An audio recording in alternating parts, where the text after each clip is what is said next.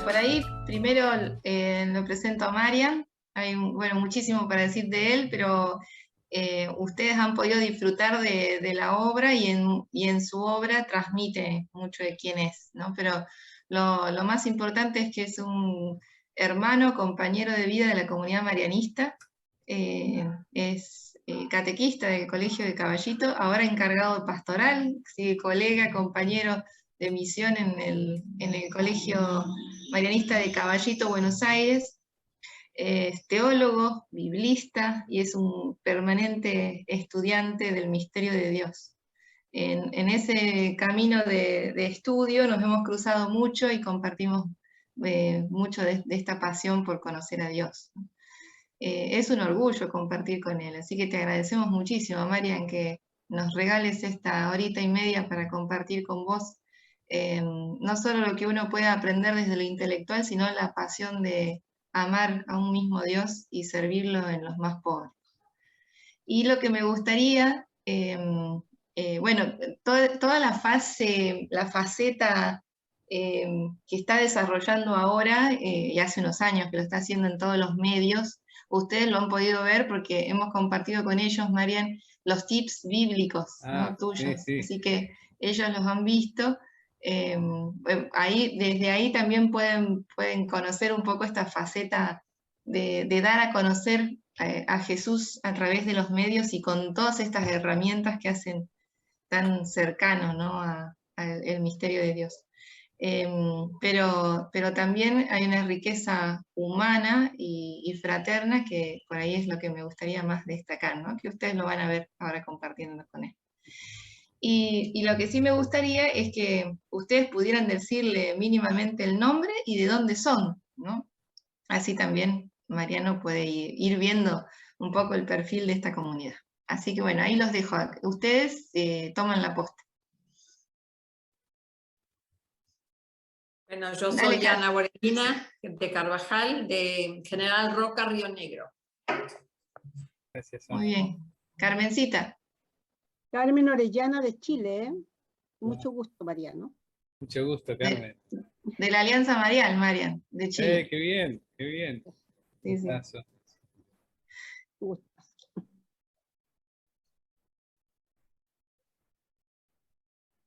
Mary Vargas, de Perú. Bueno, Mary de Perú, de la comunidad marianista, sí, también de la Alianza Marial. La Alianza Marial. Qué bueno. Sí. Qué bueno. Jere.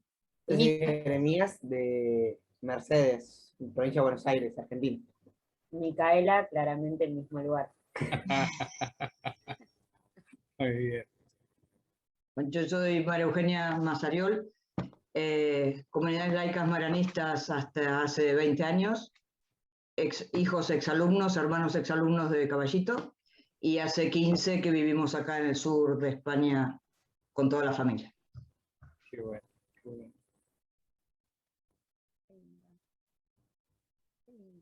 Jaime Zuluaga, desde Medellín, Colombia. Wow. Talleres de oración y vida del Padre Ignacio Larrañaga. Qué bueno, qué bueno. Mi suegro era colombiano.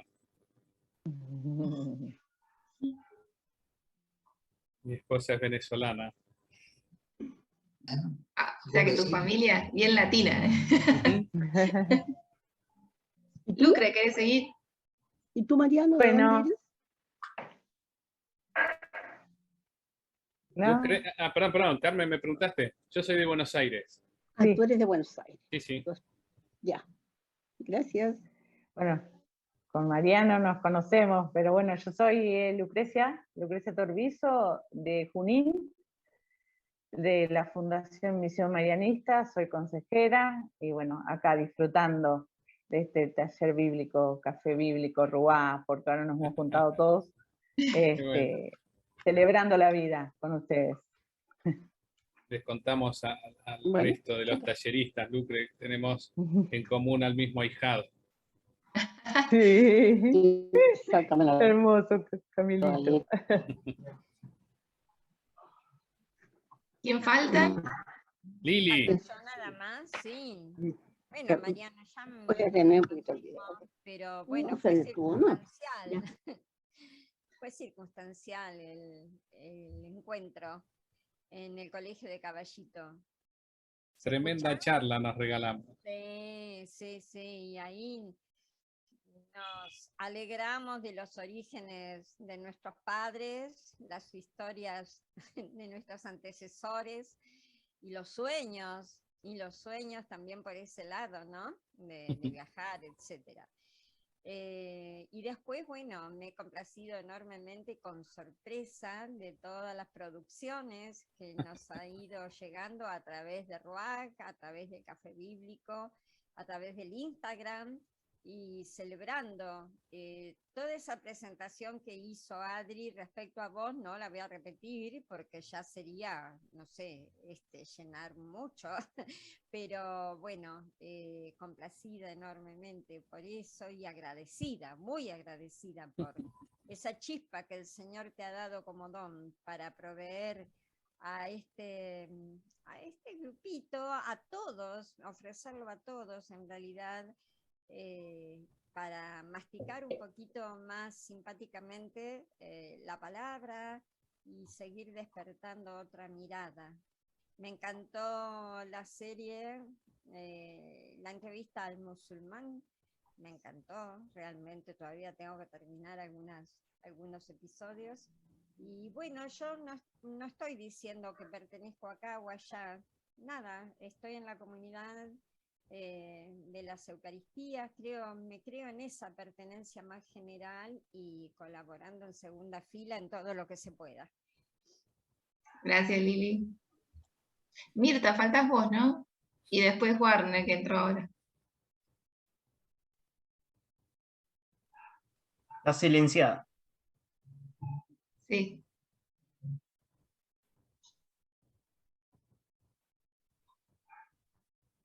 No sé si nos escucha. Mirta, ¿nos escuchás?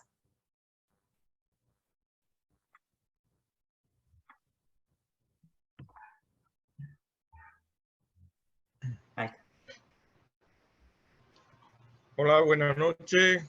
¿Cómo Hola, van? Warner. Estoy con una mala conexión. Ah, listo. A ver. Si Ahí te querés, escuchamos. Tengo mala Claro. conexión. Si querés apagar tu cámara, tu video, así ahí toma mejor. Dale. Ahí, pues. Dale. Y puede continuar Warner si querés. Warner, están presentándose cada uno diciendo el nombre y el lugar de donde es, para que Mariano, que es nuestro animador de hoy, pueda conocer un poquito el panorama de la comunidad. Ya. Bueno, yo soy Wagner Maya. Yo ahora estoy hablando de Belén, en Pará, en la naciente del río Amazonas, ¿no? En el naciente no, en la voz del río Amazonas, ¿no? Y acá estamos, ¿no? Trabajo como profesor a 42 años y en historia, ¿no? Y tengo un gran interés por todo lo que es de la palabra.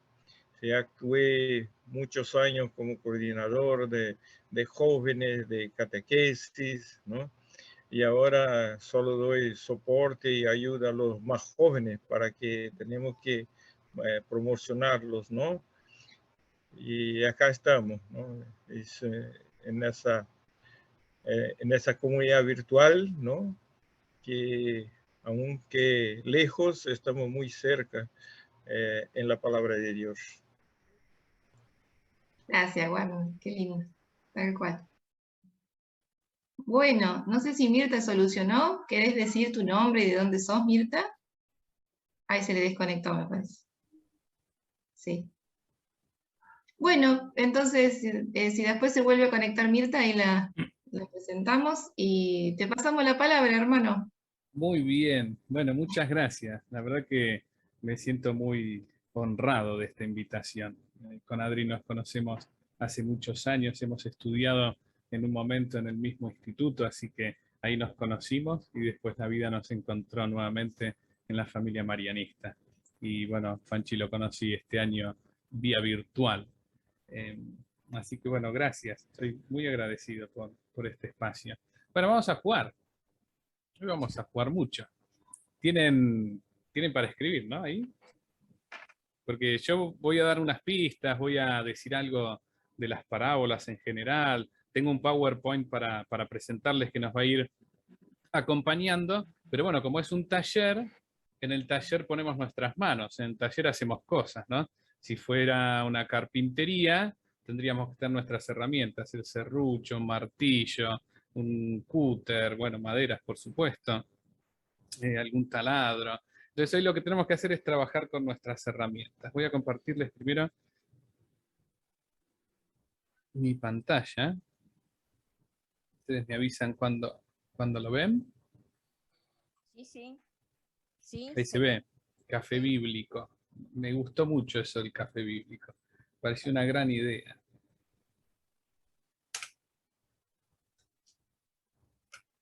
Bueno, nosotros vamos a hablar de la parábola, ¿sí? La parábola como género literario y como juego.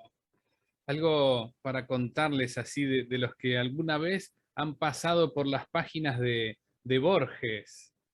Borges tenía un fanatismo por la parábola y tenía muchos admiradores. Entre ellos un biblista muy conocido, un irlandés, John Dominic Crossan, que amaba a Borges. Bueno, vive todavía Crossan, así que sigue leyendo a Borges. Y de Crossan voy a sacar algunas cositas en este PowerPoint, porque él decía que los dos grandes genios de la parábola eran Jesús de Nazaret y Borges. Así que tenemos un punto ahí los argentinos de ser reconocidos no solo por Messi, por Maradona, sino también por el gran genio de la parábola. Y Crossan presenta la parábola diciendo que tiene dos ingredientes. Una es la metaforidad y la otra es la narratividad. Y con eso, según él, en la cocina de la exégesis, podemos armar una parábola. Pero es muy difícil escribir parábolas, porque las parábolas bien escritas funcionan a lo largo de la historia. Y hay parábolas que tal vez se quedan ajustadas solo en un contexto histórico. Bueno, según Crossan, tanto Borges como Jesús logran ser genios de la parábola porque a través de la historia, estos cuentos, estas metáforas convertidas en narración, logran algo en el público oyente, en el público lector. Y Crossan dice lo siguiente, dice, una parábola es una metáfora desarrollada en una narración. Una parábola es una narración metafórica. Por lo tanto, si es una narración metafórica, está hecha para jugar, ¿sí? Nosotros a veces le tenemos miedo a la palabra de Dios, tal vez porque la llamamos así. Porque todo el tiempo, hasta cuando está puesta en nuestras bibliotecas en casa, la seguimos llamando palabra de Dios. Y tal vez eso nos da un poco de miedo para jugar. Entonces, por un momento, solo por un momento, ¿no? Podemos llamarla Biblia. Entonces, tal vez con esa palabra nos animemos a jugar con ella. Y te aseguro que a través del juego volveremos a llamar la palabra de Dios, pero habiendo reído, habiendo explorado, habiéndonos embarrado con ella. Algo para saber, que se lo pueden anotar, estas cosas siempre son lindas tenerlas ahí en el cuadernito del taller bíblico, cómo se desarrolla esta palabra, ¿no? El significado de metáfora. Meta, que significa sobre o a través, y ferein, llevar o transportar. Eso yo lo pongo para que quede anotado ahí. Siempre sirve, porque todo el tiempo vamos a jugar con la metáfora. Entonces lo que hay que hacer es comprender qué significa la metáfora. Hay algo que a la historia le molesta. Wagner podrá decirnos, ¿no? Profe de historia. En algunos sectores de los eruditos de la historia, la palabra metáfora pertenece más al mito y la mentira, a la leyenda. Pero no es cierto eso, ¿eh? No en todas las artes de la interpretación la palabra metáfora indica algo que no sucedió o indica una fábula. Todo lo contrario, la metáfora es el sentido más profundo de aquello que nosotros podemos decir a otra persona o describir en un libro. La metáfora es el mundo más originario, más original, más primigenio del ser humano. Por eso nosotros todo el tiempo estamos narrando sucesos que nos pasan todos los días con el ingrediente de la metáfora. porque la metáfora lo que logra hacer es ingresar al mundo más simbólico, al más profundo que tiene nuestro lenguaje. Me gusta poner un ejemplo que no es de los evangelios, pero sí que es del libro de los Hechos de los Apóstoles, porque vamos a ver a lo largo de este taller que hay distintos tipos de parábolas. Algunas parábolas son de Jesús, o sea que las pronuncia Jesús. Y otras parábolas que también están en el Nuevo Testamento son acerca de Jesús, o sea, otros que nos cuentan sobre hechos de la vida de Jesús, pero narrados metafóricamente. Quiero usar un ejemplo del libro de los Hechos de los Apóstoles porque seguramente ustedes van a reconocer la historia. ¿Se acuerdan cuando Pablo se convirtió al resucitado? Que venía persiguiendo a cristianos en el camino de Damasco y tuvo ahí un episodio que Jesús se le presenta, Jesús resucitado. ¿Se acuerdan bien ese episodio? Que se queda ciego, que después Ananías lo ayuda. Bueno, si tuviésemos la oportunidad de viajar en el tiempo, en la máquina de Volver al Futuro, y vamos al siglo I para encontrar a San Pablo, seguramente que ese episodio no lo podríamos filmar. No podríamos reconocer el martes a la noche del día, no sé, del día que vos quieras en el año 52, que le sucedió exactamente eso. Ahora, un historiador tal vez podría decir que entonces es mentira el relato. Pero no, la metáfora siempre apela a lo más verdadero de las experiencias humanas. A Pablo le pasó algo mucho peor que eso que pudo narrar Lucas, que tal vez se lo contó el mismo Pablo. Lo que pasa es que ese mundo interior, ese mundo donde el Espíritu Santo habla, para nosotros es indescifrable, inenarrable. Por eso tenemos que apelar a la parábola, ¿sí? Y la parábola tiene metáfora hecha narración.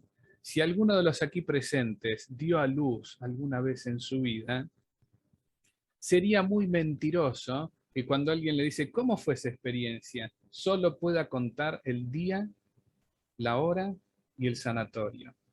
Porque lo que sucedió dentro de esa mujer que dio a luz es mucho más profundo que lo que puedo decir en palabras de mera cronología.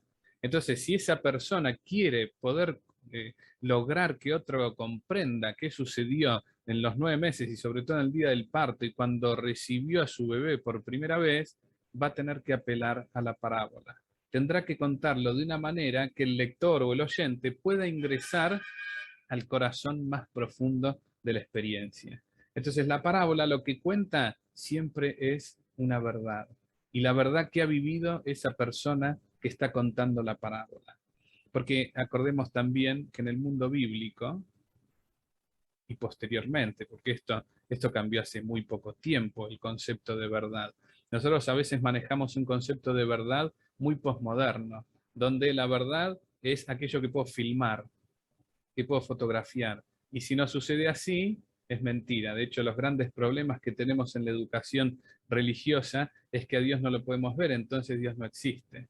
Para el mundo bíblico eso es patraña. El mundo bíblico juega con la metáfora porque reconoce que en ella está lo más profundo de nosotros. De hecho, todo lo que decimos de Dios es a través del lenguaje de la parábola. Y es el lenguaje más verdadero, decíamos. También dice esto Crozan, van a ser poquitas cosas. Metáfora significa transportar algo, una cosa de una cosa a otra, y por lo tanto ver algo como otra cosa, o hablar de algo como otra cosa. Podríamos utilizar también la palabra analogía. La metáfora tiene analogía, no es solo eso, pero tiene analogía. ¿La parábola es como una alegoría? No, no necesariamente, pero ciertamente que los padres de la Iglesia y durante todo el resto de siglos de historia del cristianismo, muchos biblistas han usado la alegoría para interpretar las parábolas. Es una manera de interpretar, no vamos a decir que está mal, pero se queda a mitad de camino la alegoría, porque la parábola es más libre todavía, mucho más libre. Y el relato, dice Crozan, un relato o narración es una secuencia de acontecimientos vinculados entre sí con un comienzo, un medio y un fin. De hecho, esto en una buena parábola lo podemos ver, ¿sí? Porque está bien estructurada. Entonces, Crozan termina diciendo una parábola, Esperen que voy a correr, que los veo a ustedes y no veo el power. Una parábola, o sea, un relato metafórico, siempre apunta a algo fuera de ella. Apunta a un referente un tanto diferente y mucho más amplio. Una parábola nunca es sobre su contenido. Esa última frase me parece que es muy buena, ¿eh? La parábola nunca es sobre el contenido que está narrando. Por eso es parábola, por eso apela a la metáfora. ¿Hasta acá hay algo que quieran preguntar? Quisiera que distingamos que la parábola no es un mero cuento.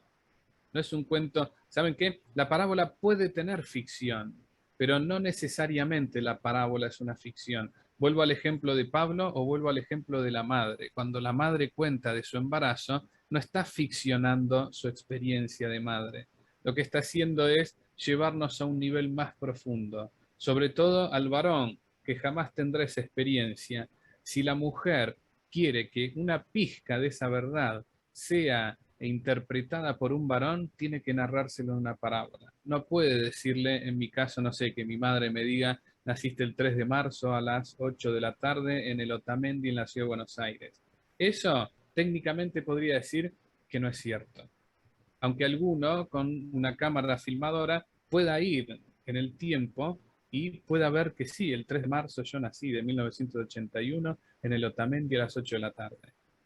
Ahora, hay una experiencia mucho más fuerte. Hay algo que sucedió ahí que es más fuerte que lo cronológico. Entonces necesito que mi madre apele a la parábola y cuente qué le sucedió por dentro a ella. Qué experiencia tuvo de la vida, de experiencia de mujer creyente, experiencia de esposa, de madre. Bueno, ahí va a estar narrado el verdadero sentido de ese nacimiento. ¿Se comprende? Muy bien. Entonces vamos a jugar. Yo elegí una parábola que vengo estudiando hace muchísimos años y voy a contar cómo nace esto. Es la parábola de los talentos. La deben conocer de memoria, lo cual es muy peligroso a la hora de interpretar un texto bíblico. Cuando es muy conocido, se hace peligroso porque de antemano nosotros creemos haber abarcado todos los sentidos. Y vamos a ver que en la historia esta parábola recibió ese gran peligro. Pero no me voy a adelantar, ¿eh? Vamos a ver qué sucede en los talleristas con esto. Primero cuento de dónde nace la experiencia. Nace de una experiencia súper pastoral. Es una parábola que trabajamos en el Colegio Marianista de Caballito. La trabajamos durante muchos años en la pastoral infantil, que era un espacio libre, gratuito, fuera del horario escolar por las tardes. Hacíamos campamentos también con la pastoral infantil, que eran niños de 5º, 6º y 7º grado de la primaria.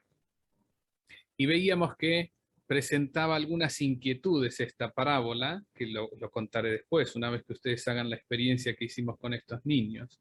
Entonces, nos tomamos un tiempo muy largo, en ese momento me acuerdo, por si alguno la conoce, Eugenia Pastorino, grandísima catequista y psicopedagoga del Colegio Marianista de Caballito.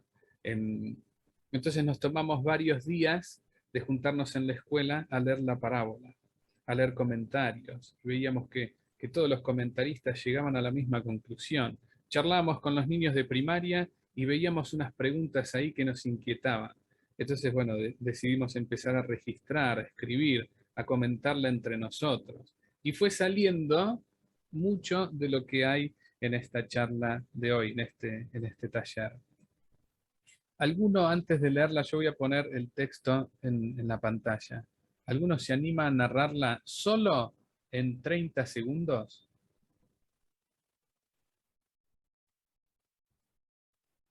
Sin leerla, no hagan trampa. No busquen en Mateo 25. Alguno que se anime y cuente, porque vamos a jugar con la memoria.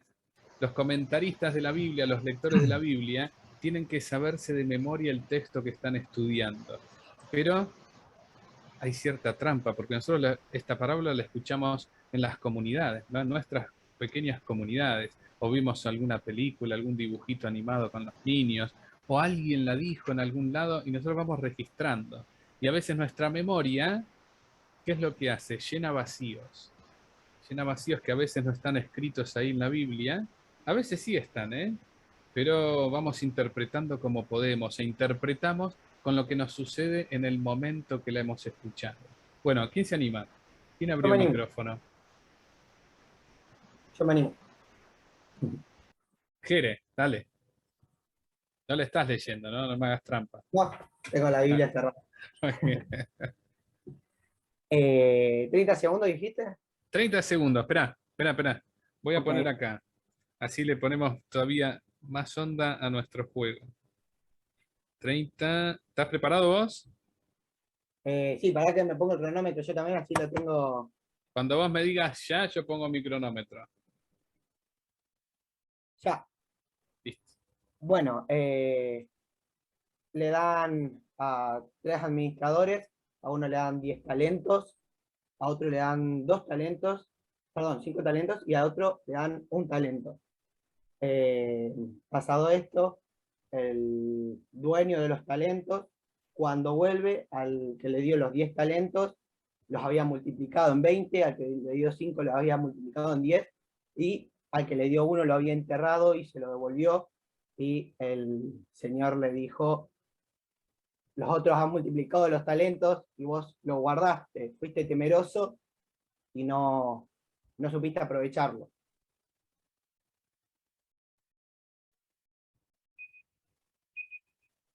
Ídolo.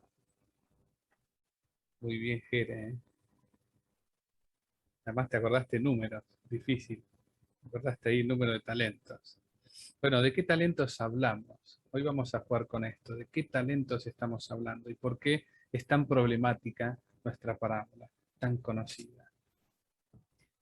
Rey o andrajoso. Eso lo dejo como pregunta para que nos inquiete un poquito. Después veremos qué significa. Hay que quede como incógnita. Rey o andrajoso. Bueno, ahí está la parábola. ¿Alguno se anima a leerla en voz alta? Ahora sí, el texto es de la versión del libro del pueblo de Dios. Si no lo leo yo, no hay problema.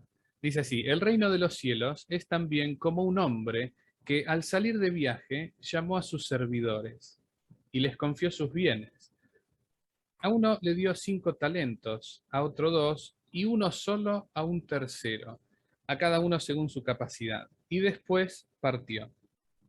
Enseguida el que había recibido 5 talentos fue a negociar con ellos y ganó otros 5. De la misma manera, el que recibió 2 ganó otros 2. Pero el que recibió uno solo hizo un pozo y enterró el dinero de su señor. Después de un largo tiempo, llegó el señor y arregló las cuentas con sus servidores. El que había recibido los 5 talentos se adelantó y le presentó otros 5. Señor, le dijo, me has confiado 5 talentos, aquí están los otros 5 que he ganado. Está bien, servidor bueno y fiel, le dijo su señor. Ya que respondiste fielmente en lo poco, te encargaré de mucho más. Entra a participar del gozo de tu señor. Llegó luego el que había recibido 2 talentos y le dijo, Señor, me has confiado 2 talentos. Aquí están los otros 2 que he ganado. Está bien, servidor bueno y fiel. Ya que respondiste fielmente en lo poco, te encargaré de mucho más. Entra a participar del gozo de tu señor. Llegó luego el que había recibido un solo talento, Jaimito, ¿no? El tercero. Señor, le dijo, sé que eres un hombre duro.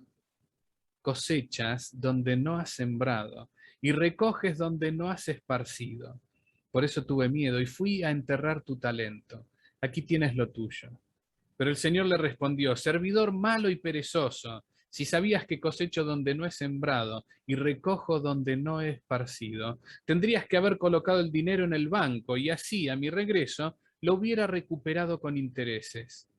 Quítenle el talento para dárselo al que tiene 10, porque a quien tiene se le dará y tendrá de más, pero al que no tiene se le quitará aún lo que tiene. Echen afuera, a las tinieblas, a este servidor inútil. Allí habrá llanto y rechinar de dientes. Muy bien, Mateo 25, del 14 al 30, parábola muy conocida. Jesús se expresaba en parábolas. Para hablar del reino de Dios, jugaba con las parábolas, y las parábolas siempre tienen trampa. Trampas literarias, no es que llamamos tramposo a Jesús, o el que quiera sí, si entiende que es un contador de parábolas, perfectamente. Entonces, sabe hacer trampa literaria. Si Jesús hubiese querido que todo el mundo vaya en filita detrás de él, hubiese dicho más sermones. Pero a Jesús le interesaba que su público piense, que el público dialogue con él.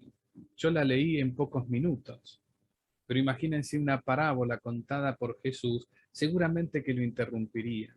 Alguno levantaría la mano, alguno se ofuscaría, el otro se alegraría. Señor, maestro, ¿cómo es esto que está pasando? Cuando contó la del buen samaritano, lo habrán frenado ahí. Apenas empezó a nombrar al samaritano. No, no puede ser. ¿Cómo el samaritano va a ser bueno? Nosotros la leemos así y de corrido, y por eso muchas veces perdemos las trampas.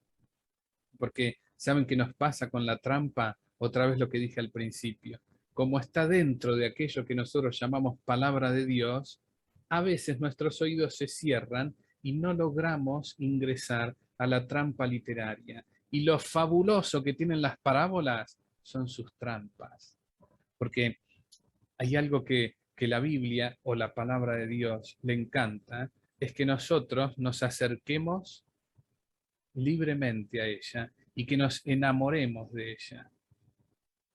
Está hecha para niños, para detectives, porque el niño es un detective. Por eso, a mí me abrió la cabeza esto de trabajarla tantos años con niños, porque el niño es preguntón, el niño lleva en el alma esto de la pregunta y el juego. Entonces, bueno, vamos a jugar y vamos a ser como niños. Dejen que los niños vengan a mí. Podríamos agregarle una frase, porque solo ellos entienden las parábolas. Entonces, el reino de Dios queda abierto cuando nosotros jugamos con mente de niño y podemos llegar a detalles mucho más profundos que los que a simple vista a veces nos estamos perdiendo. Bien, talleristas, tienen ahí en mano lápiz y virome y tienen Biblia, me imagino, ¿no? ¿Abrieron ya en la parábola Mateo 25 del 14 al 30? Yo chusmeé el videíto donde pudieron acercarse a los tips que hicimos con Nati, con mi esposa, con quien hacemos el canal de Acer ya. Entonces vamos a hacer eso con nuestra parábola. Los que se animen a subrayar su Biblia pueden hacerlo, los que no tendrán al lado su papel, su hoja, su cuadernito, para poder hacer estos pasos. Son varios pasos, ¿eh? Y cuento por qué este afán de hacerlo así y no solo de que me escuchen. Porque escuchar una conferencia no siempre hace que nos acerquemos al texto bíblico. En cambio, cuando hacemos la experiencia del niño que juega, y por supuesto que el juego a veces tiene sus momentos más duros, ¿no? Porque hacer esto a esta hora, con el calor que hace o con el frío que hace según donde estemos, bueno, implica un esfuerzo de nuestra voluntad. Lo que te voy a pedir es que subrayes los verbos primero, que puedas divisar esto, qué sucede. Acordate que los verbos lo que nos están transmitiendo es la acción de los personajes, la acción del relato. Por eso es tan importante ir ahí primero. Con Adri fuimos alumnos de Aldo Ranieri, un italiano divino que cumplió 80 años este año y nos insistía, no solo de aprendernos de memoria el texto que queríamos estudiar, sino de estar atentos a los verbos del texto, porque el verbo da la acción, el verbo nos da el movimiento del relato, sobre todo cuando estamos acá frente a una parábola. Entonces, fíjate qué hace cada personaje, qué hace, qué dice, cómo reacciona. Verbo, simplemente. Que no digan nada ahora, no analices, ahora no es el tiempo de analizar. Esta es la parte más fácil, porque es la del detective que va buscando pistas. Entonces, buscar los verbos ahora es buscar pistas.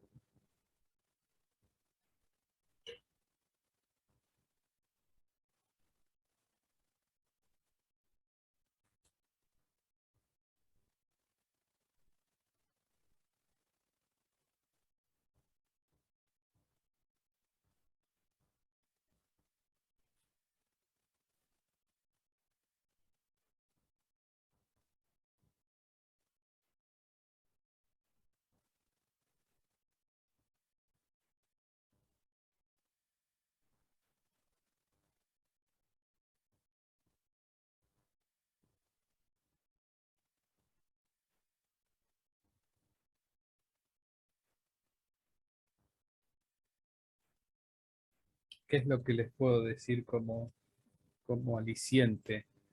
Que esto lo he probado en muchos públicos, ya hace varios años.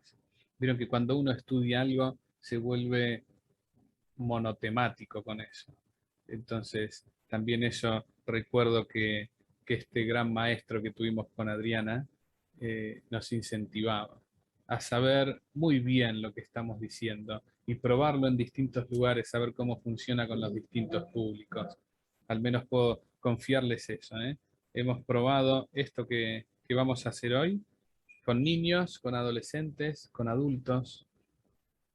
Me salen cosas muy buenas. Y bueno, también lo he probado en una tesis. El año pasado he presentado una tesis, hice un máster en teología y me animé. Me animé y dije, voy a probarlo ahora en un nivel más académico, que no es donde más se juega. Entonces me costaba eso porque el lenguaje no era tan juguetón como el que uno puede hacer en un taller, en una parroquia, en un aula. Pero bueno, mi tesis trató en su tercer capítulo sobre esta parábola. Bueno, ¿van bien? ¿Descubren ahí? Ustedes ya tienen cancha, vienen haciendo taller de Biblia hace tiempo, así que esto es fácil. Bien, personajes. Este es mucho más fácil, es más corto, tiene pocos personajes la parábola. Si subrayaste los verbos, si querés resaltar con un resaltador, un marcador, un lápiz, los personajes. ¿Qué suelo hacer yo a veces con esto? Te lo dije más tarde, no importa, bueno, tenés que hacerlo como lo hago yo.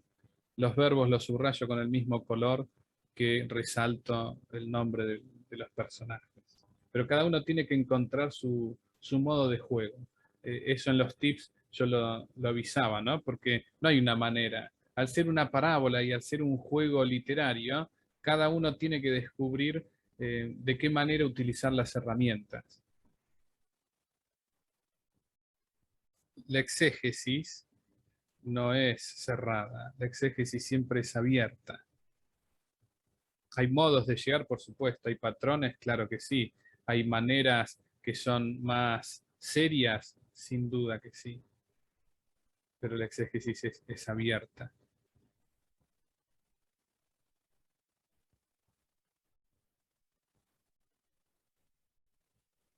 Wagner, no sé si conoces a Rubén Alves, teólogo brasilero.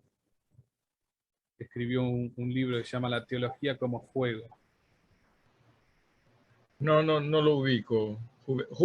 Sí, no es un pedagogo. Rubén Alves. Sí. Trabaja con educación, sí. Y es protestante él. Sí, y es teólogo también. Teólogo, sí. Muy bueno, muy bueno. Sí.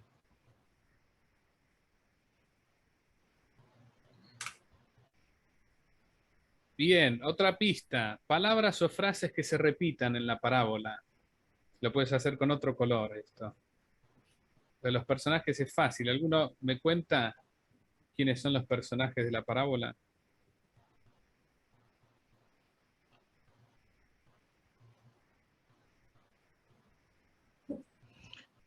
Así el Señor, ¿no? Y los siervos. Hay el Señor, hay los siervos, a quien se les entrega. Ahí, no sé si lo podemos poner el banquero,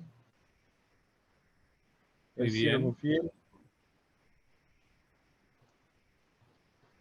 Y hay alguien más. Bueno. Además del autor omnisciente, ¿no? Que es el que nos relata ahí, sabe sí, todo. Sí. Pero al final aparece alguien más, sin nombre. No es el detalle más importante de la parábola, simplemente para que vean que hay más personajes ahí. Cuando el jefe del campo da una indicación para el tercer servidor. El perezoso, que quita, el perezoso. Sí, el que quita, el perezoso. Ahí está, no sé qué tendrá, amigos, soldados, matones, no sé qué tendrá ahí, pero tiene gente que se ocupe de esa expulsión, de ese rechinar de dientes. Rechinar de dientes, ¿no? Sí, allí será llanto y rechinar de dientes. Serán los secretarios del dueño del campo, no sé.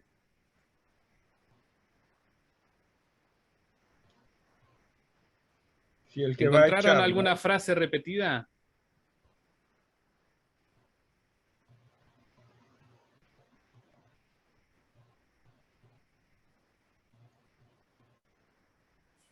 Siervo bueno y fiel Ujú. Muy bien. es una. A los dos primeros, ¿no? Le dice algo así. Sí, sí, sí, sí. Si fuiste fiel en lo poco, te pondría al frente de mucho más. Cuando la Biblia repite una frase, no es al azar, ¿eh? Seguramente esto lo han visto en las otras sesiones del café bíblico.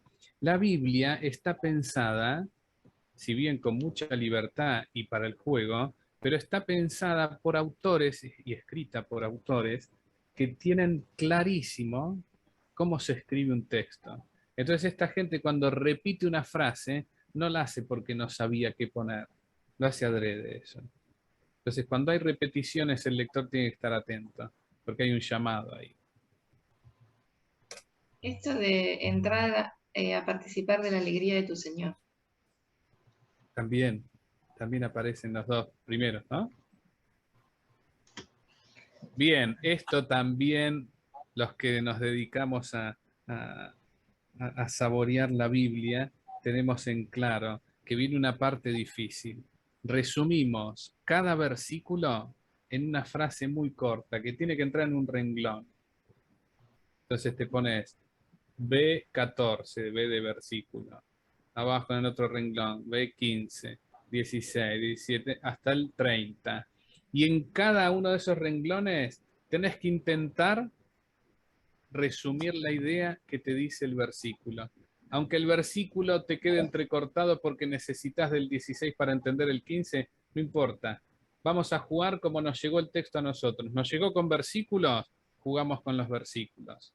Sabés que originalmente no tenía versículos ni capítulos, pero así nos llegó a nosotros. Entonces, lo que hacemos es jugar con el texto así como nos llegó. Cada versículo en una frase. Entonces, este momento va a ser muy importante para el lector porque esa es la estructura que te va a quedar en tu estudio. No es ni mi estructura ni la del libro que estés leyendo. Cada uno ahora hace su estructura de lector. Entonces acá se va a jugar, como es un resumen, se va a jugar lo que interpreta el lector. Hay que resumir, entonces, cada versículo en una frase que ocupe solo un renglón.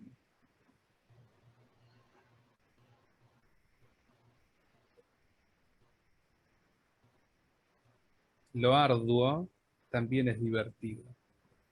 Y esto es muy arduo, porque es ingresar al corazón, ¿no? Me acuerdo siempre de la película Shrek, que en la primera versión, el burro le dice al ogro que es como una cebolla. Entonces, lo que le está invitando como amigo es que se quite esas capas, porque la gente necesita conocer al verdadero ogro, y tal vez no es tan ogro cuando llegamos al corazón.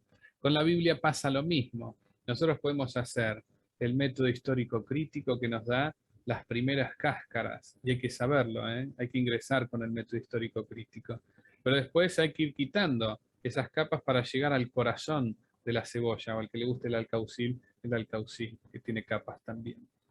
Entonces, cuando hacemos esta estructura, vamos ingresando, ya vamos quitando algunas capas. Hoy no empezamos con el método histórico crítico, lo vamos a dejar para otro momento de esta charla, ¿eh? Voy a tocar ese método, porque siempre es bueno ingresar con él.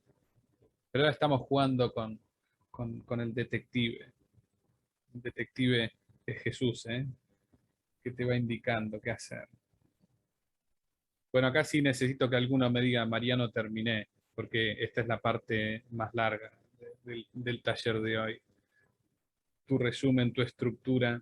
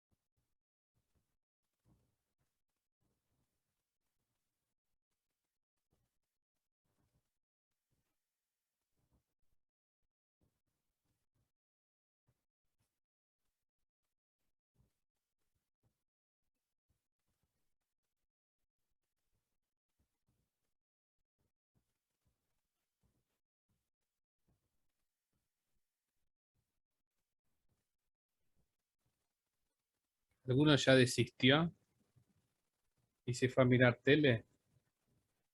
Vencí, ¿eh? No. No,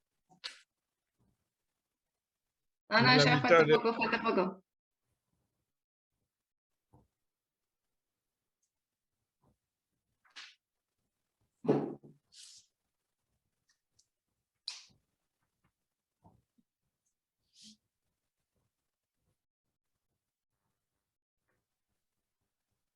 Para ponerle un poquito de competitividad. No saben cómo hacen los niños esto. No por lo veloz, ¿eh? Cómo juegan.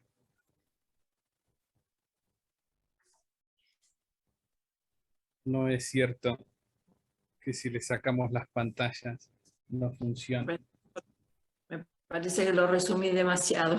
Está bien. ¿Te quedan un renglón, Ana? ¿Cada uno? ¿Un renglón? Un renglón por Y más versículo. No, sí. Perfecto. Perfecto. Entonces ya tenemos Ana. Ana ganó. La primera que terminó la estructura.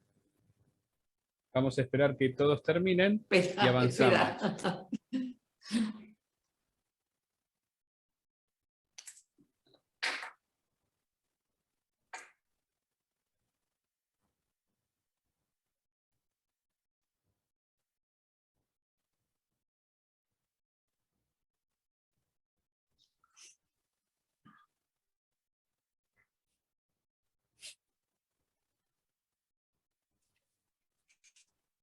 Soy muy consciente del trabajo que hago hacer en el taller. Entonces, también te comparto que la estructura de mi estudio la hice muchas veces también, para ver si me funcionaba aquello que estaba encontrando. Así que lo que te hago hacer, yo lo hice muchas veces. Creo que es la primera vez que no lo estoy haciendo.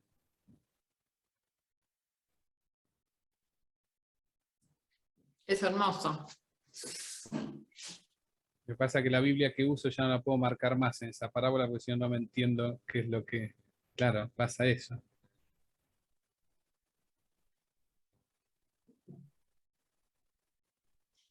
Después de varios años suelo cambiar y compro una nueva. Y dejo la subrayada en casa y voy a la escuela con otra y la voy subrayando de nuevo con mis alumnos o en el profesorado. Porque el subrayado claramente que también tiene su peligro, ¿eh? Cuando vuelvas a leer, irás más a tu subrayado. Pero sirve, sirve.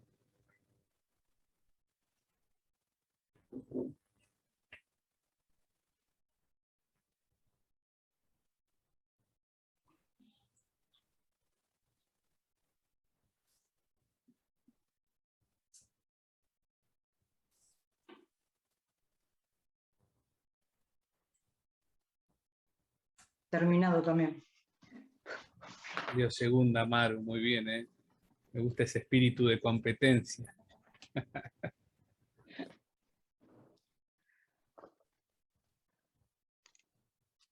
Miren qué broma, ¿eh? No es para terminar primero.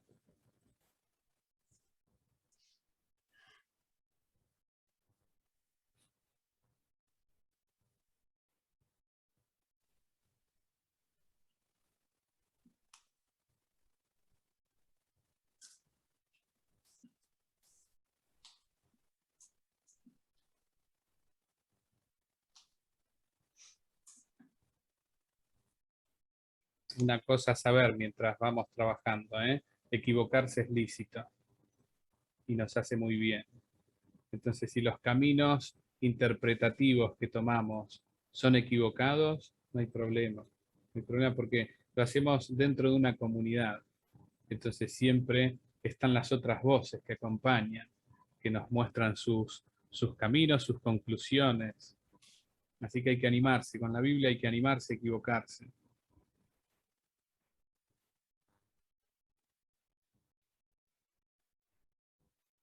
Y después yo descubro un principio que me gusta decir en todas las charlas.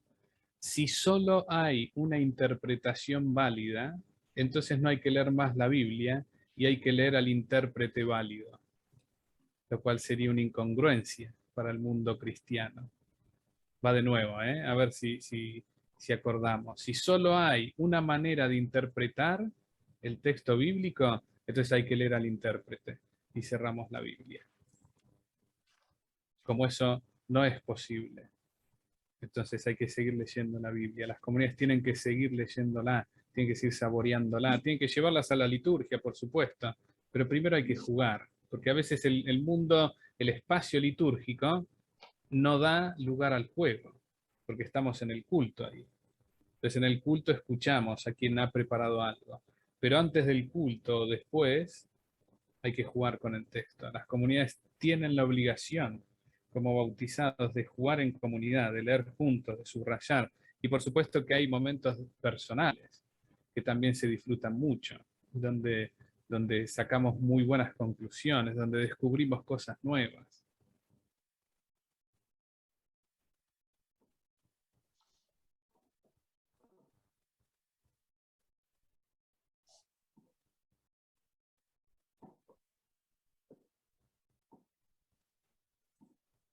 ¿Avanzo?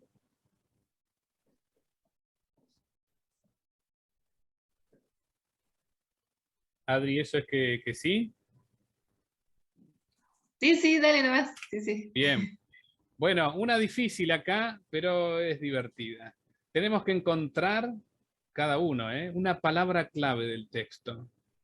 Pero acá, esto también lo he recibido de este gran maestro que siempre nombro. La palabra esa puede que no esté escrita, que según el lector. Pero decís, Mariano, ¿cómo encontrás la palabra clave? Bueno, encontrar una palabra clave en una parábola es justamente encontrar una matriz. ¿Y qué es encontrar una matriz en una parábola?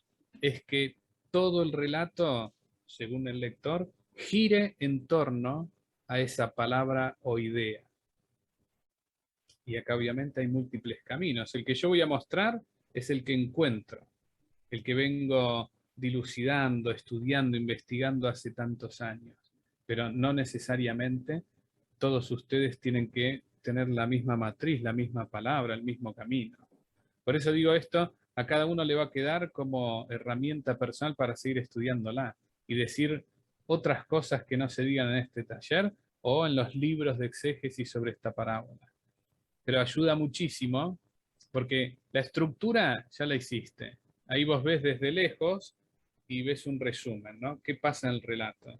Ahora, viendo eso, puede ser que encuentres una matriz, un sentido que engloba toda la parábola. A veces la palabra está escrita, a veces no está escrita. Está supuesta, entonces el lector debe ponerla. Una palabra clave.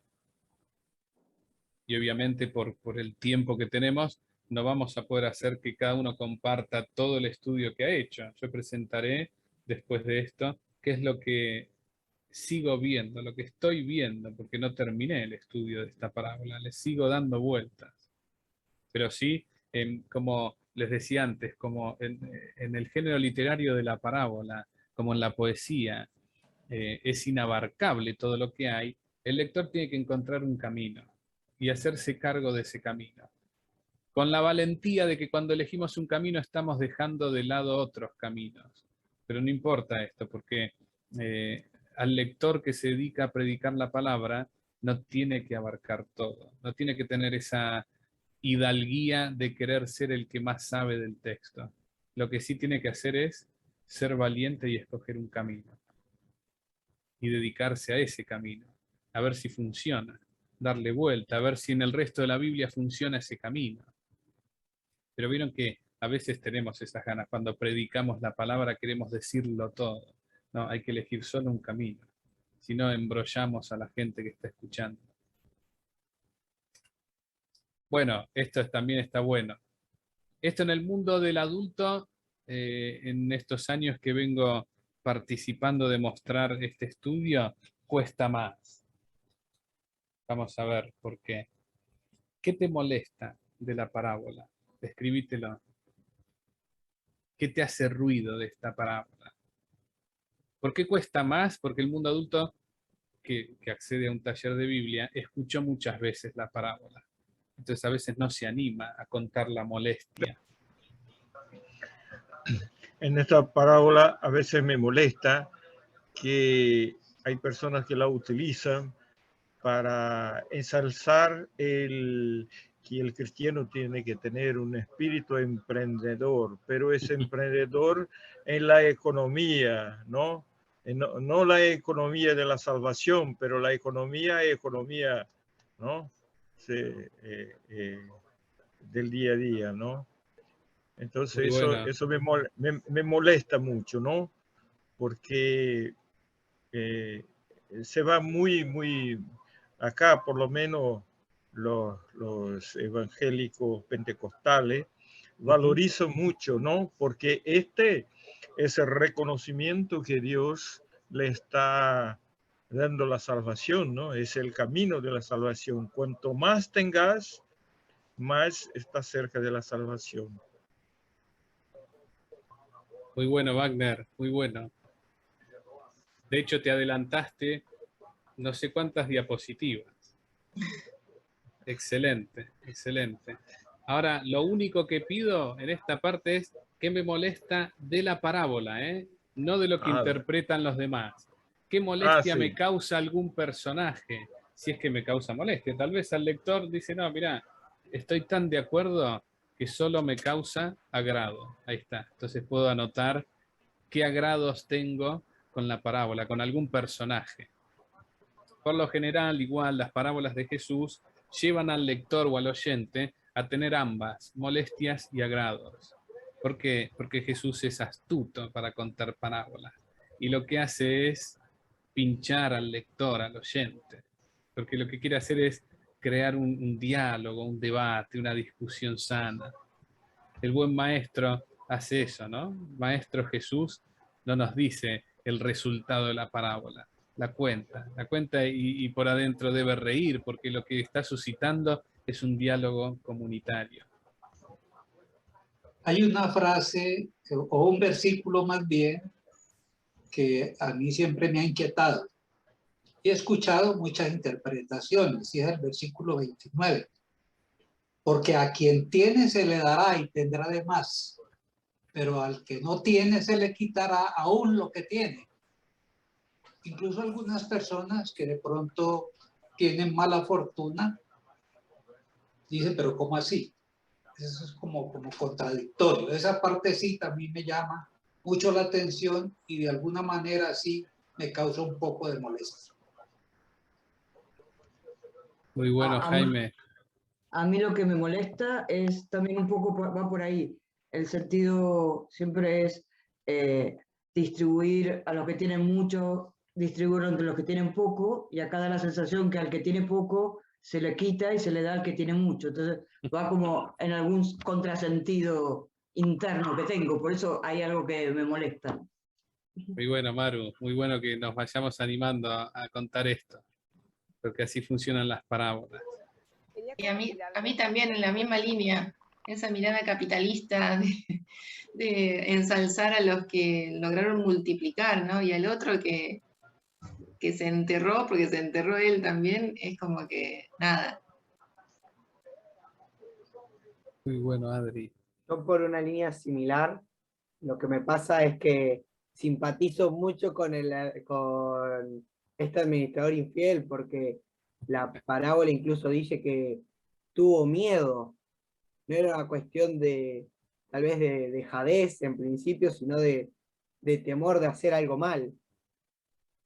Y aún así lo perdió todo. Siempre me chocó mucho eso de la parábola, que dijese, lo enterró porque tuvo miedo. Hay una cosa también que me llama mucho la atención y que siempre me he interrogado. Jesús en muchas parábolas habla del reino de los cielos es, y aquí lo subraya con también. Mire, por ejemplo, cuando habla de la semilla de mostaza, uno tiene una visión del reino de los cielos un poco más amable a la que le muestra del reino de los cielos en esta parábola. Es mucho más amable. Entonces, que me llame a pensar es que todas estas presentaciones que hace Jesús del reino de los cielos se parece a, o es también como nos está llevando a lo que realmente es la vida en sí. Y me aterriza en que el reino de los cielos es donde estamos, es lo que vivimos. Esa es mi interpretación. Muy bueno, Jaime, muy bueno. Muy bueno, ya vamos a ir ahí, ¿eh? Muy bueno. Preguntas que le podrías hacer al texto. Anotate 2, 3 preguntas. Lili, perdón, habías levantado la mano. Ahí veo recién el icono. No te escucho, no sé si está apagado tu audio.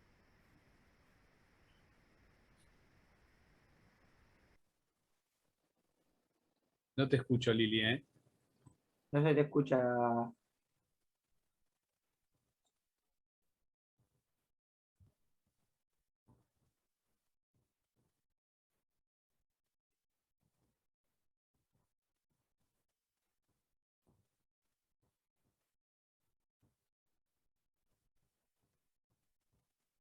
No se te escucha, Lili.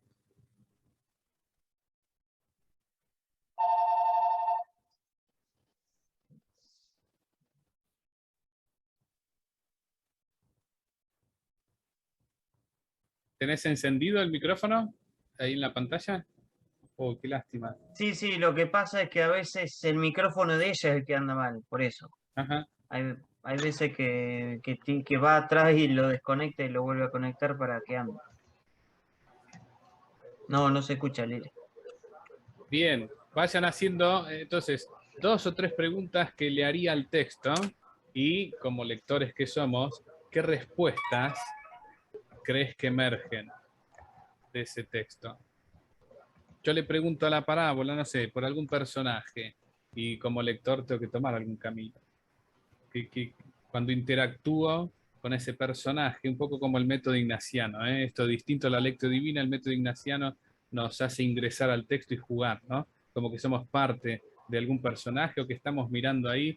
Bueno, si estoy en el relato, en esa escena, ¿qué haría? ¿Qué preguntaría? ¿Y qué respuesta crees que obtendrías? No me la tenés que decir ahora, ¿eh? Es para anotarse.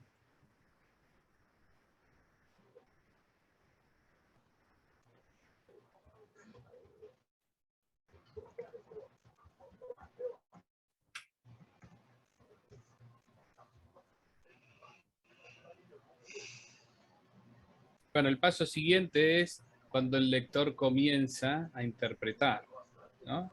Ingresa a este arte de la hermenéutica tan libre, tan con alas grandes, y donde llevamos nuestro símbolo al texto y pedimos al texto su símbolo.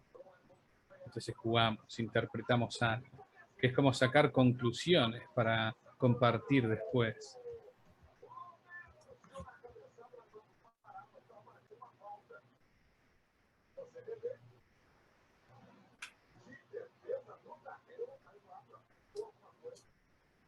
Bueno, la compartida es más linda cuando estamos en la misma mesa, nos tomamos el café o el vino, la cerveza o el jugo.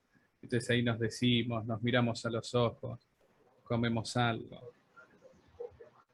No hace falta que hoy hagamos esto, ¿eh? Yo siempre lo pongo ahí en la diapositiva porque hace bien.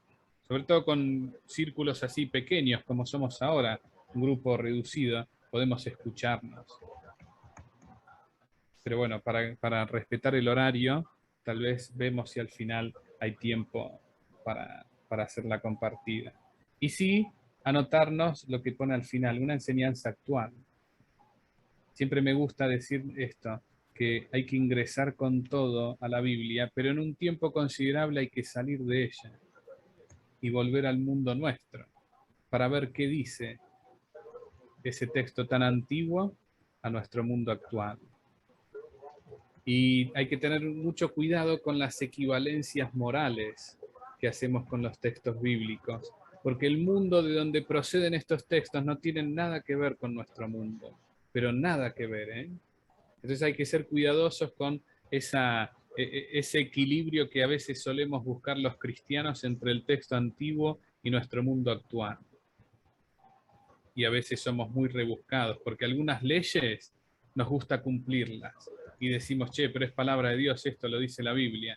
Y hay un montón de otras cosas que dice la Biblia que para nosotros son aberrantes. Sin embargo, no decimos, no, lo dice la Biblia, sacalo.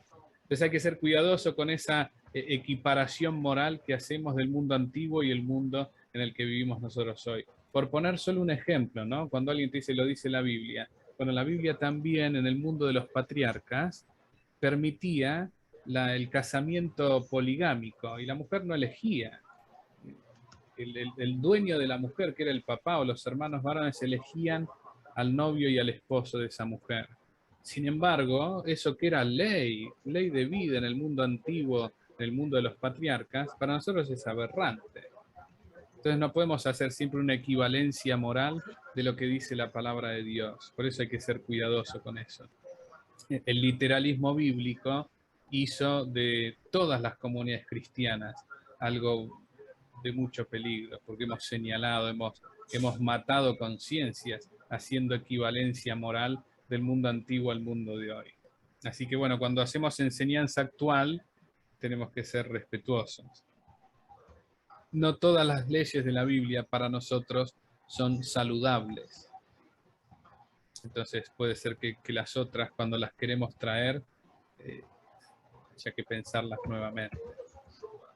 Por eso lo que hay que buscar son patrones generales del comportamiento de Dios en el pueblo de Israel y en nuestro pueblo. Patrones generales. Acordate, no puedo traducir todo al mismo castellano y a la misma vida de Argentina, de Chile, de donde esté cada uno de ustedes. Pero sí vemos patrones generales. Uno puede ser la compasión de Jesús, ¿no? La misericordia. Pero bueno, la misericordia en el tiempo del Antiguo Testamento no es la misma que para nosotros hoy. Acuérdense que en algún momento del Antiguo Testamento el ojo por ojo, diente por diente era moneda corriente. Y tal vez para un hebreo cortarle la mano a otro era compadecerse con la víctima. Entonces va a buscar al ladrón y le corta la mano. Pero ese tipo de compasión para nosotros no sirve. Entonces seamos cuidadosos con la equivalencia moral. Ahí. Bueno, han viajado bastante. ¿Avanzo? Yo tengo este esquema. Solamente lo muestro, porque cuando uno hace su estructura, lo que hay que empezar a ver es si esos versículos se responden entre sí o tienen parecidos, o algo que está en el versículo 1 se repite en el versículo 20. Bueno, hay que empezar a hacerse líneas, ¿no? Esta estructura que los que jugamos a la Biblia solemos hacer cuando queremos estudiar a fondo un texto. A ver qué equivalencias hay dentro del mismo texto. Y después obviamente hay que salir del texto y buscar en el resto de la Biblia cómo funcionan esas ideas que alguien nos dijo. Yo me hice un resumen, no están todos los versículos, pero me había hecho un hombre que sale de viaje, antes de salir le confía sus bienes a 3 servidores según su capacidad. El primer servidor recibe 5 talentos, el segundo recibe 2, el tercero recibe 1 talento. Numéricamente es el más incapaz de los 3. Lo pongo a propósito porque el texto dice según sus capacidades. Entonces vale decir que este es el más incapaz. Lo que pasa que decir esto nos molesta mucho porque estamos frente a la Biblia, texto sagrado, palabra de Dios. Pero hay que leer con el juego del texto. Y si el texto me dice capacidades, yo tengo que decir, este es el más incapaz. El hombre partió de viaje, el dueño del campo. El primer servidor negoció, ganó otros 5 talentos. Total, 10 talentos. El segundo servidor negoció, ganó otros 2. Total, tiene 4 talentos. El tercero enterró el talento y no perdió nada. En total tiene 1 talento. El hombre regresó de viaje y pidió cuentas. Al primer servidor lo felicita. Servidor bueno y fiel, te encargo mucho más. Esta frase que se repetía, que dijeron ustedes. Al segundo lo felicita, también le dice servidor bueno y fiel, te encargo mucho más. Al tercer servidor lo reprende. servidor malo y perezoso, tenías que poner el dinero en el banco y obtener intereses. Entonces se le quita lo que tiene, se lo echa fuera a las tinieblas por inútil. La pena es el llanto y el miedo, llanto y rechinar de dientes, y tal vez la muerte, porque el texto es muy oscuro, ¿no? Tinieblas. Las tinieblas para la Biblia es el mundo oscuro, el mundo de las sombras, donde aparece la muerte. ¿Se acuerdan ese encadenado que Jesús quiere curar? Y lo cura, ¿no? Y que andaba deambulando por ¿dónde? Por el mundo de la oscuridad, de la muerte. Estaba en el cementerio. Iba bailando ahí a través de las lápidas. Bueno, ese es el mundo sombrío. Seguramente que el texto quiere avisar que el último fue a parar a la muerte. Bueno, algo a saber, ¿eh? Un talento equivale a 21,6 kilogramos de plata seguramente, ¿eh? Porque acá se da, sobre todo para el mundo adulto, una gran trampa de que para nosotros los talentos, ¿qué son? ¿Para qué solemos usar nosotros esa palabra? Para virtudes, Capacidades. habilidades, Ahí están, nuestras habilidades, capacidades, virtudes. Entonces, cuando hablamos de eso, se nos mezcla un poco la parábola, porque ciertamente que los talentos, virtudes que nosotros tenemos, el mundo cristiano entiende que deben ser puestos al servicio de los demás. Esa idea es magnánima. Ningún cristiano podría estar en contra de eso. Pero bueno, la parábola está hablando de plata. Vamos a jugar, vamos a seguir jugando. Bueno, esto es lo que yo me subrayo. Ahora les cuento un poquito por dónde íbamos con estos niños, ¿no? ¿Qué llamaba la atención? Esto de arreglar cuentas, esto de ganar, esto de responder fielmente. ¿Qué es responder fielmente? El último nos llama la atención, enterró el talento, nos llena de preguntas eso. Por el miedo que decía Jere, andás a ver, ¿qué cosas figuran ahí en ese personaje? Entierra el talento. Dinero en el banco, intereses, quítenle, echen afuera, tinieblas, inútil, llanto, rechinar de dientes.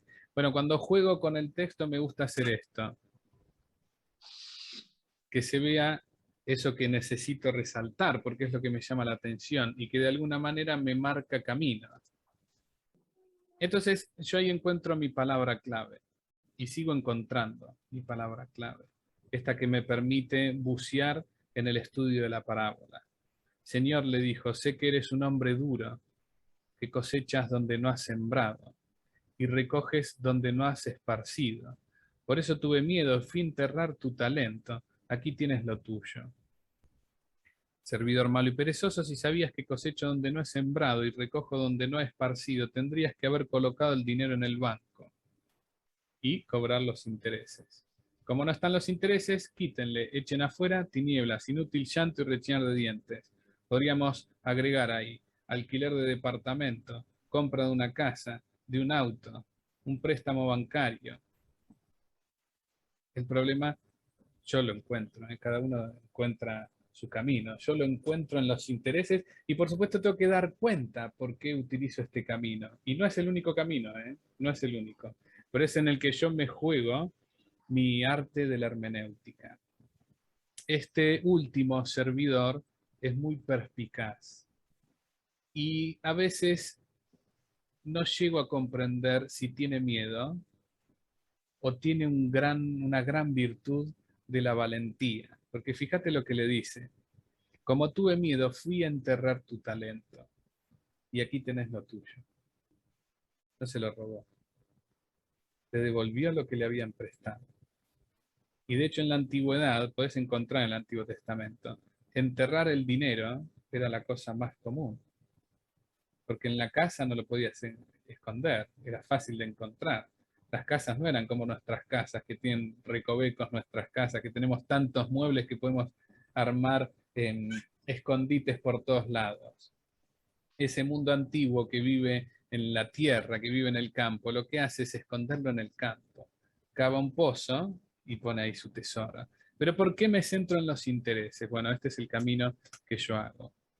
Encontré que hay una ley en el Pentateuco. Y recuerden que para los judíos el Pentateuco es formidable, está la ley judía ahí, en esos 5 primeros libros del Antiguo Testamento: Génesis, Éxodo, Levítico, Números y Deuteronomio. Jesús es recontra judío. Y Mateo, este evangelio, este primer evangelio que aparece en el Nuevo Testamento, que no es el más antiguo, pero el primero que aparece, está destinado a los judíos. Y Mateo, seguramente como buen judío, cuando digo Mateo, digo la comunidad que produjo ese evangelio. No sabemos bien quién lo escribió, pero se le adjudica a un tal Mateo. Este Mateo conoce del judaísmo, por eso cita todo el tiempo el Antiguo Testamento. Entonces, seguramente que este hombre, esta es la suposición que hago, porque sabemos de esos datos de que el Evangelio de Mateo está escrito por alguien que conoce el judaísmo. Entonces, no se le pudo haber escapado esta cita: si prestas dinero a un miembro de mi pueblo, al pobre que vive a tu lado, no te comportarás con él como un usurero, no le exigirás interés. Cualquiera podría decir: Mariano, guarda, porque ese literalismo que usás te puede servir a vos para hacer ver que la parábola tiene en la palabra intereses una clave de lectura. Entonces justo encontraste esta ley. Ciertamente que puede ser. Por eso hay que seguir buscando a ver qué rastros hay de esto. En el libro del Levítico dice: no le exijas ninguna clase de interés. Teme a tu Dios y déjalo vivir junto a ti como un hermano. Y bueno, ya son 2 veces que el Pentateuco me dice algo así. Paro las orejas, abro los ojos y digo: hay un problema entonces con la parábola. Este último está exigiendo algo que para el Pentateuco es indebido. Mariano, ¿no estarás ajustando el texto? Posiblemente, por eso hay que buscar. Y el mismo capítulo de ese libro dice: no le prestes dinero a interés, ni le des tus víveres con recargo. O sea, no puedo prestar ni plata ni comida con intereses. 3 es un número que ya importa a la hora de hacer exégesis, pero 4 lo es más. Y el Deuteronomio dice: no obligues a tu hermano a pagar interés, ya se trate de un préstamo de dinero, de víveres o de cualquier otra cosa que pueda producir interés. Voy encontrando en la hermenéutica que puedo hacer de la parábola de los talentos una clave de lectura con esto que está haciendo el dueño del campo. Y por supuesto me va a reconfigurar esos personajes cuando intente hacer o una alegoría o intente ver qué pasaba en el mundo de Jesús, que por eso él cuenta una parábola así. Entonces, acá yo me la estoy jugando, como cada uno se la jugó en su papel, viendo qué caminos puede tomar para interpretar. Podrás prestar a interés al extranjero, pero no a tu compatriota, para que el Señor tu Dios te bendiga en todas tus empresas, en la tierra de la que vas a tomar posesión. Otro texto más, que habla de la prohibición del interés, salvo al extranjero. Pero entonces me vi obligado a mostrar que el extranjero no podía ser maltratado. El Éxodo dice: no maltratarás al extranjero ni lo oprimirás, porque ustedes fueron extranjeros en Egipto. Entonces, si bien puede haber un cobro de interés, la ley me exigía el buen trato a los extranjeros.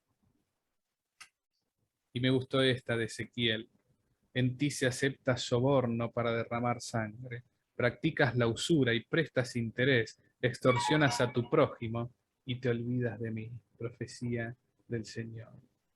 Bueno, ven, acá tenemos en el Antiguo Testamento y sobre todo en el Pentateuco, quitando el libro de Ezequiel, una ley que prohíbe a los hombres y mujeres a relacionarse pidiendo interés bancario. Y para nosotros es muy difícil esto, porque vivimos en un mundo con un sistema que apela a los intereses, y a intereses, sobre todo los que vivimos en Argentina, vemos que hay intereses altísimos para todo, pero desde siempre, desde siempre.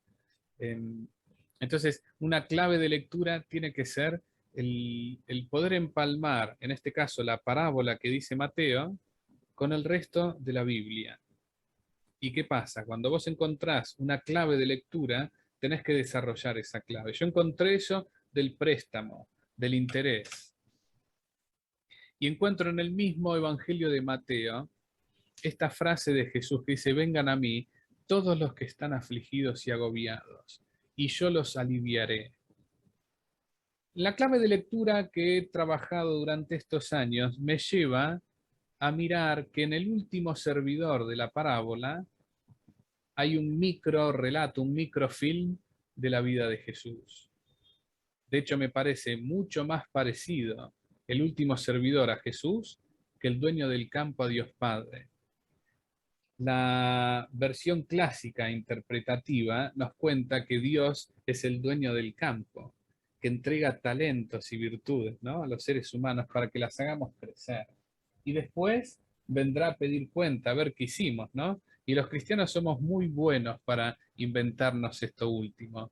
Entonces decimos que Dios nos va a decir, ¿cuánto amaste en este mundo? Porque yo te hice bueno, yo te hice artista, te hice un cantante, te hice un pintor, te hice ingeniero, lo que sea. Ahora, ¿qué hiciste vos con eso?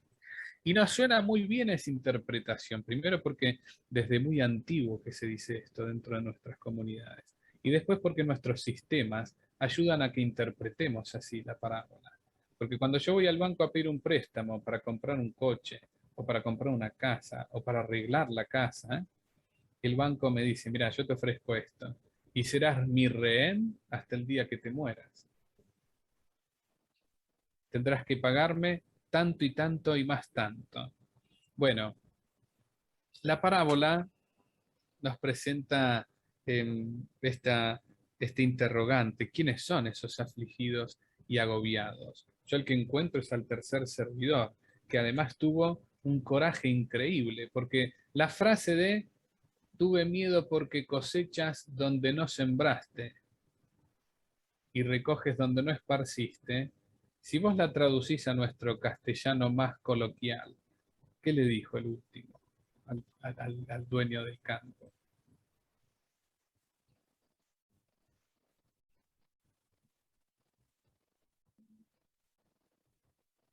Alguno que se anime, ¿eh?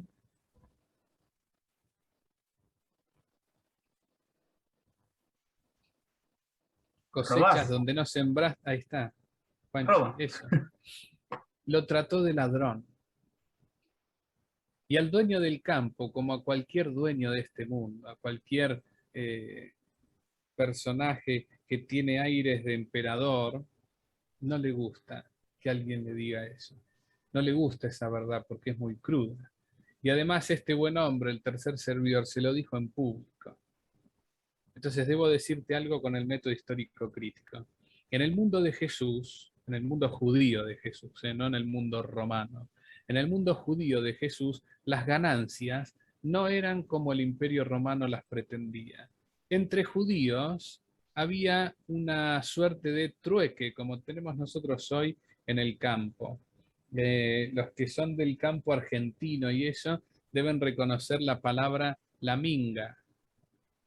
La minga, ¿alguno sabe qué es? Sí, claro. Jaime, ¿te animás a contar? Sí, aquí en Colombia hay lo que llamamos la minga indígena, en el departamento del Cauca. Son comunidades indígenas, desde luego campesinas, que entre ellos explotan la tierra y hacen el intercambio de productos. Es decir, entre ellos no hay ese negocio a nivel capitalista con el ánimo de usufructuar de algunos intereses, sino más bien se trabaja más bien en un ambiente cooperativo. Ahí está, perfecto, Jaime. Esa es la minga. Esa es la minga, es el trabajo cooperativo.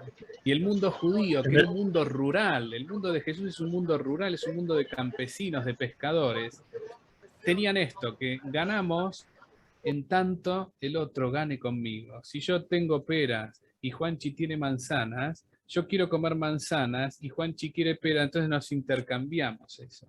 ¿Y dónde está la ganancia? Que ambos salieron ganando. En cambio, el Imperio Romano tenía un sistema impositivo. Ustedes se acuerdan, los publicanos, ¿por qué eran odiados en el mundo judío? Porque el Imperio Romano le decía, anda a la casa de Juanchi y decirle que él me debe por el campo que es dueño Juanchi, me debe tanta plata. Vos cobrale lo que quieras, pero a mí dame tanta plata. Y Juanchi tenía que pagar algo que ya había adquirido con el trabajo de sus manos y de su familia.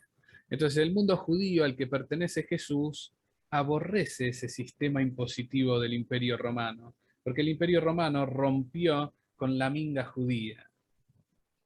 Y en los sistemas ultracapitalistas que tenemos nosotros, rompen con esos sistemas rurales. Por eso las personas que viven del campo, no los grandes terratenientes, las personas normales, humildes, sencillas, que viven del campo, cada vez tienen menos, porque el sistema que nosotros proporcionamos al mundo tiene más que ver con el Imperio Romano. Y esta parábola, cuando fue leída dentro del imperio, se corrió hasta el día de hoy con un sistema imperial de lectura, donde el dueño del campo tenía que ser parecido a Dios Padre, que nos da dones y nosotros tenemos que dar cuentas, rendir cuentas con intereses bancarios. Funciona a la perfección. Es una crítica, Jesús está haciendo una crítica y él debe ser el último servidor, porque de hecho, ¿qué le pasa a Jesús el Viernes Santo? Es echado afuera a las tinieblas donde hay rechinar de dientes. Esos agobiados son los de rodillas débiles, los miedosos, los fracasados, los incoherentes, los heridos, los que desilusionaron a alguien, los doblegados, los usureros también, porque a esos también Jesús los tiene que ir a reparar, a sanar, los ególatras, los desalentados, los pobres, los solos, los cornudos, los infieles, los limitados, los corruptos, los defectuosos, los padres ausentes, los andrajosos. Bueno, yo le llamo lectura andrajosa esta, porque pongo en el centro no al dueño de la parábola, sino al tercer servidor, que es el que me dio cuenta de quién sabía la Torá. El último le quiso explicar al dueño del campo cómo se vive en el mundo rural judío. Y el dueño del campo, ahora pensemos otra vez con el método histórico crítico, el dueño del campo es el romano que se apoderó de todo Israel. Y le dice a los del pueblo de Israel, ustedes me deben siempre, siempre están en deuda. Pero la tierra es de quien la trabaja. En el mundo judío funciona así, la tierra es de Dios y está a disposición de las personas que buscan trabajarla, que buscan hacerla crecer.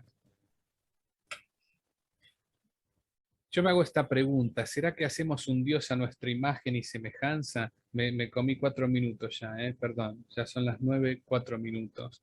A un Dios a nuestra imagen y semejanza. Me gusta siempre repetir esta frase de un gran científico, un matemático, Blaise Pascal. Lo habrán escuchado y se lo habrán estudiado en la primaria seguramente. Blaise Pascal, que creía fuertísimamente en Jesús, dijo una frase que era algo así. Voy a parafrasearla.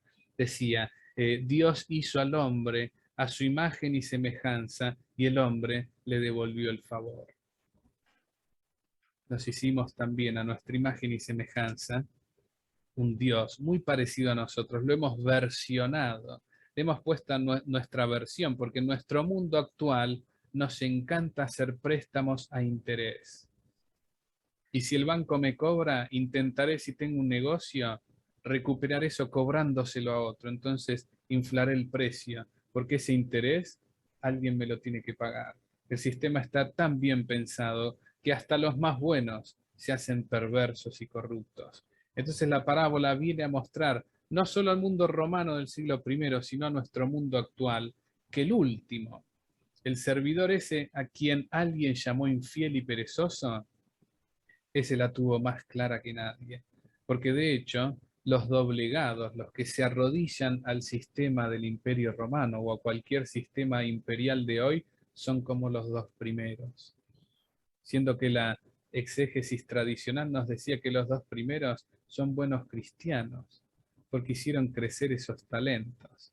Ahora, cuando la clave de lectura se cambia y se pone en el mundo de los intereses bancarios y estudiamos qué pasaba con el dinero en el mundo de Jesús, la imagen de Dios cambia.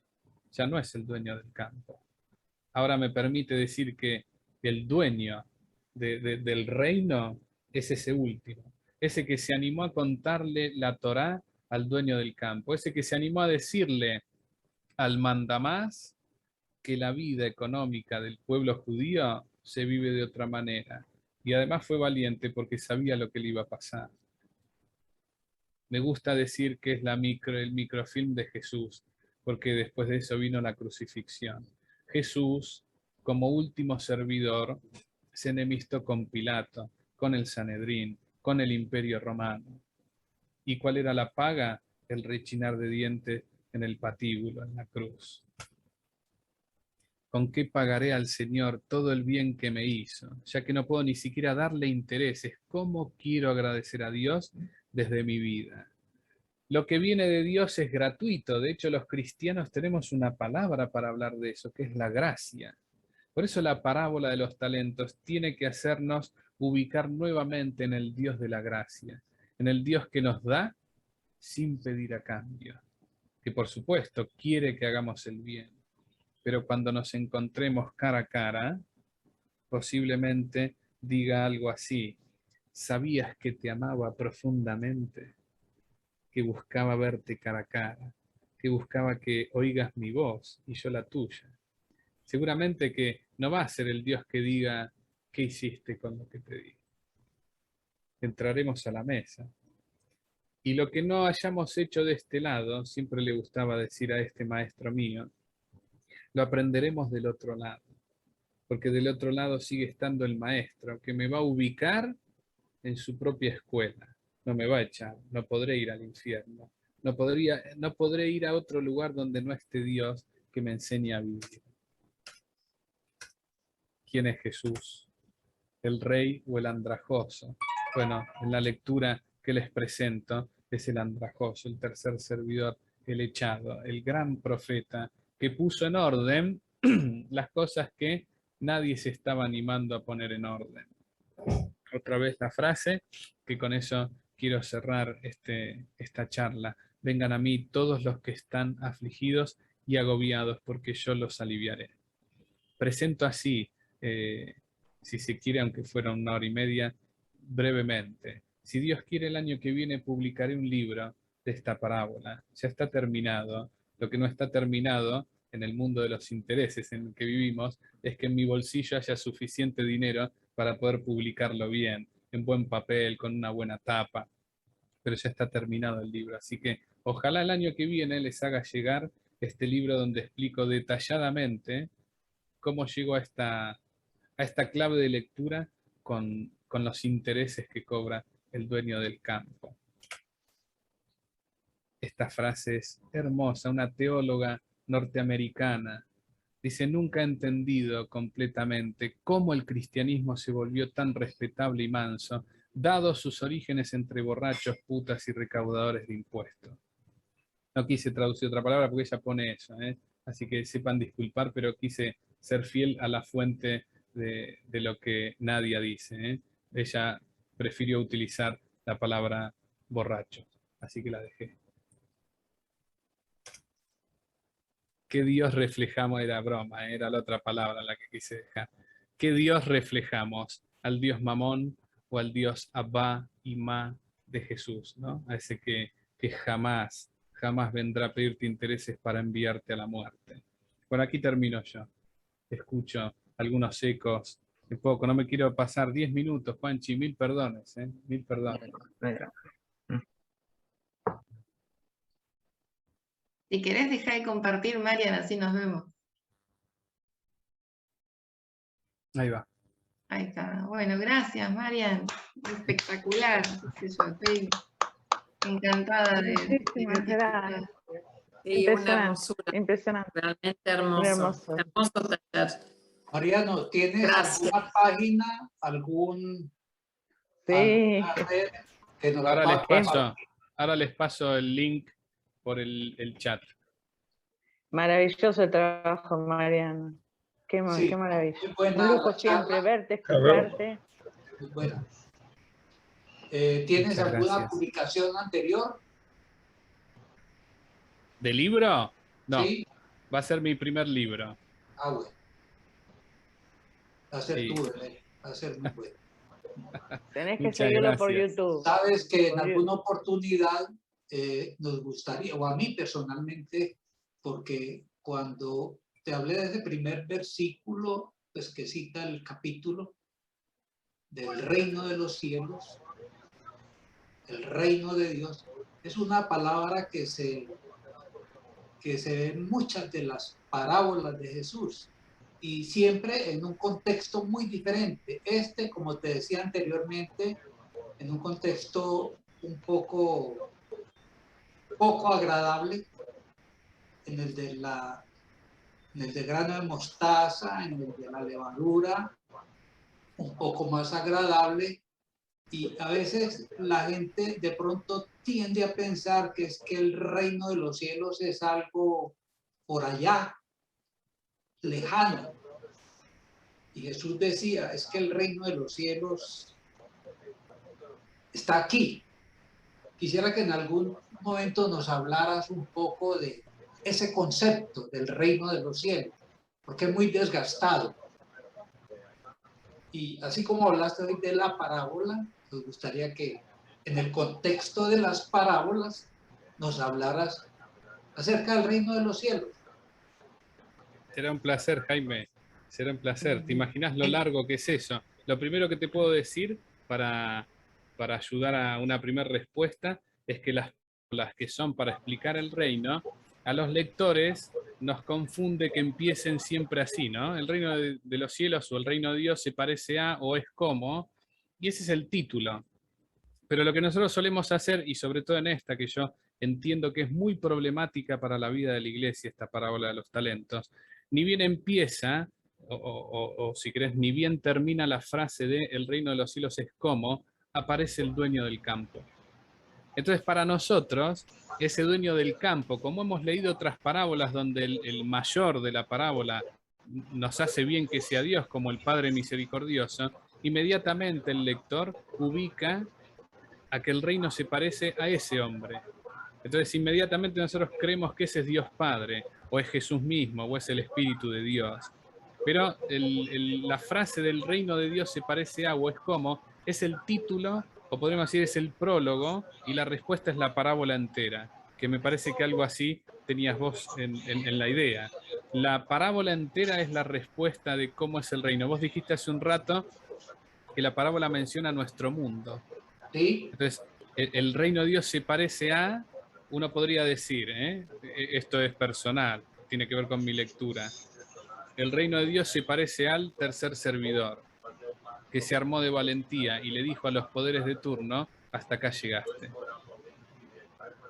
Y por supuesto tiene un pago eso, que es la persecución. Por eso la iglesia, el cristianismo en general, tiene un gran respeto, una gran veneración por los mártires, porque esos le han dicho a los sistemas, hasta acá llegás. El martirio es el sinónimo de Jesús, y Jesús muere mártir, muere por denunciar, muere como un profeta. Entonces el reino de Dios se parece a, en cada parábola hay que encontrar ese tipos, esa tipología del reino.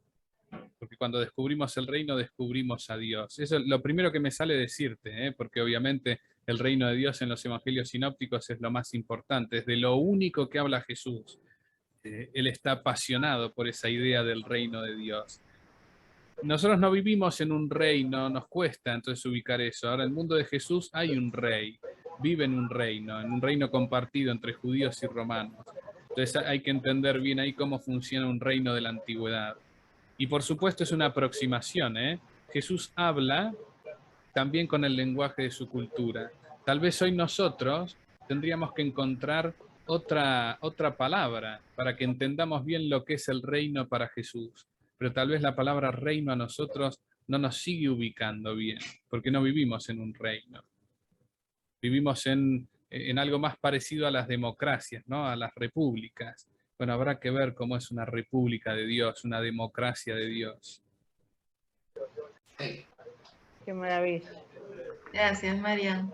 Gracias. Marian, después muchas gracias. nos mandás el Power, así lo compartimos en el grupo de WhatsApp. Cómo no. Ahora mismo se lo mando a Juanchi.